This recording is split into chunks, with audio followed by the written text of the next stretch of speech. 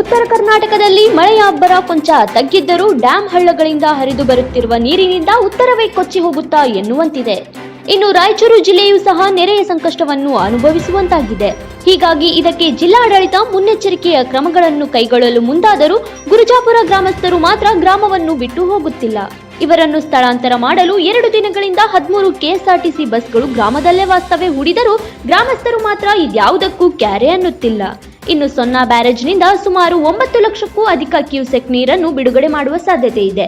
ಇದರ ನೇರ ಪರಿಣಾಮ ಗುರುಜಾಪುರ ಗ್ರಾಮದ ಮೇಲೆ ಬೀಳಲಿದೆ. ಹೀಗಾಗಿ ಜಿಲ್ಲಾಡಳಿತ ಇವರನ್ನು ಸುರಕ್ಷಿತ ಸ್ಥಳಕ್ಕೆ ಸ್ಥಳಾಂತರಿಸಲು ಮುಂದಾಗಿದ್ದಾರೆ. ಆದರೆ ಗ್ರಾಮಸ್ಥರು ಕಳೆದ ಬಾರಿಯೂ 5 ಲಕ್ಷಕ್ಕೂ ಹೆಚ್ಚು ಕ್ಯೂಸೆಕ್ ನೀರು ಬಿಡುಗಡೆ ಮಾಡಲಾಗಿತ್ತು.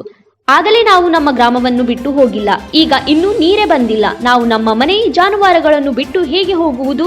ಇಲ್ಲವೇ ಇದಕ್ಕೊಂದು ಶಾಶ್ವತ ಪರಿಹಾರ ಹುಡುಕಿಕೊಡಿ.